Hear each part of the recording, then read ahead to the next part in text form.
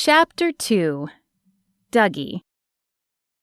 Fat plumes of fluffy black smoke floated in the sky, like a candy experiment gone horribly wrong. Dougie's heart sank as the black billows danced and twisted in the air. If there was this much smoke, then it had to be bad. He eased off the gas as they reached downtown. The normally quiet street was packed with people who stood staring at the disaster. Dougie squeezed Holly's hand, hoping to remind her he was there, that he cared for her, that he would stand beside her no matter what. He'd realized he cared for Holly years ago, but their timing had never worked out. About the time he'd gathered the courage to ask her out, Frederick had appeared on the scene.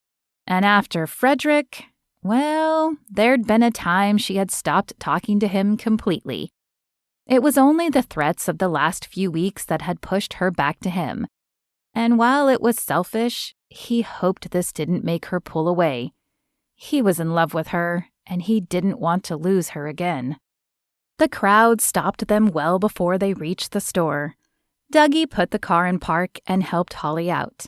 His arm wound around her waist as her knees buckled and threatened to carry her to the ground. "It's going to be okay," he whispered, but he knew her restaurant was probably gone. Who would do this? Her voice was a whisper, but it was a rhetorical question anyway. At this point, they didn't even know if it was arson, though he felt a tug in his stomach that she was right.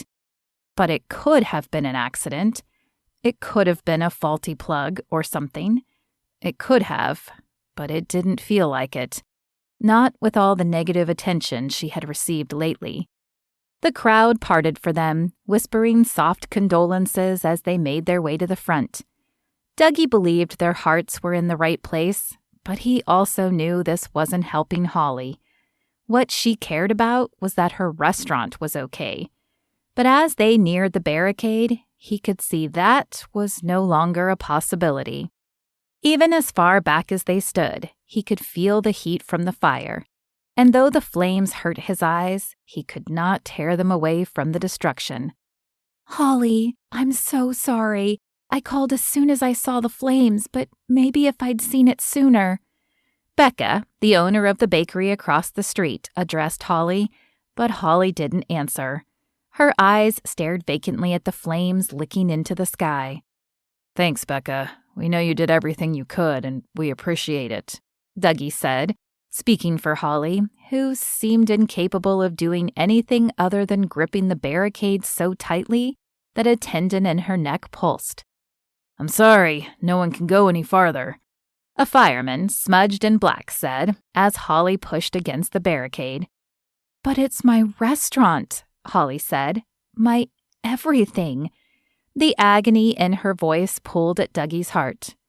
"You own this place?" the man asked, and when Holly nodded, he added, "Please come with me. The captain has some questions for you." Dougie wasn't sure that Holly could have walked on her own accord. She held onto his arm with a grip that would likely leave a bruise. Wrapping his arm around her, he pulled her close, allowing her to lean on his strength as they followed the fireman to the side where the fire chief was talking to a couple of policemen. Though Dougie didn't know either of the cops well, he recognized their faces from his orientation. "Excuse me, sir. This is the woman who owns the restaurant." The fire chief, an older man with graying hair and a weathered face, looked down at the paper in his hands before looking up at Holly. The name Harper was stitched on the badge of his jacket. "You're Miss Bingman?" Compassion filled his deep voice. Holly swallowed and nodded. "I am Holly Bingman. Do you know what happened?"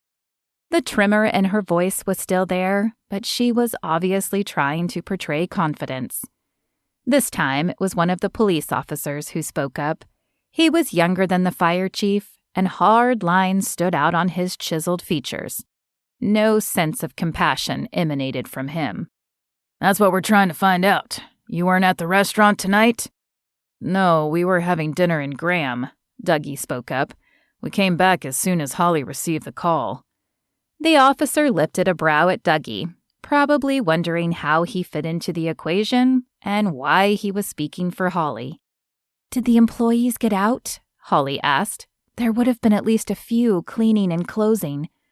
"Everyone got out fine," the fire chief assured her.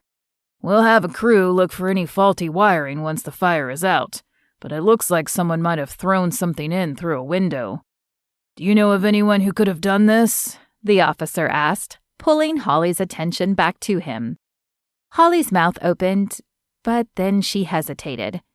Why was she hesitating?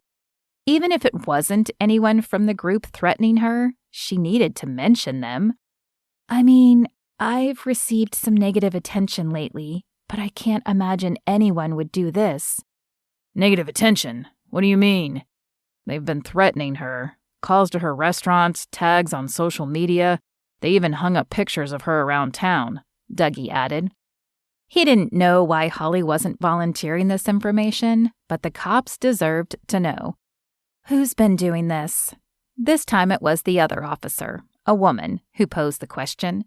Her demeanor was softer than her partner's, but though she was smaller and feminine, there was an air about her that said she would not accept nonsense. Holly flashed Dougie a look. "It's a small French group who was upset about a prayer walk I did, but I really don't think they could do this." "Why not?" the woman asked. "Have you had other interactions with them?" "No, it's just that they harass me, sure, but isn't that a far cry from arson?" "Probably, but it's worth looking into anyway. Can you think of anyone else?"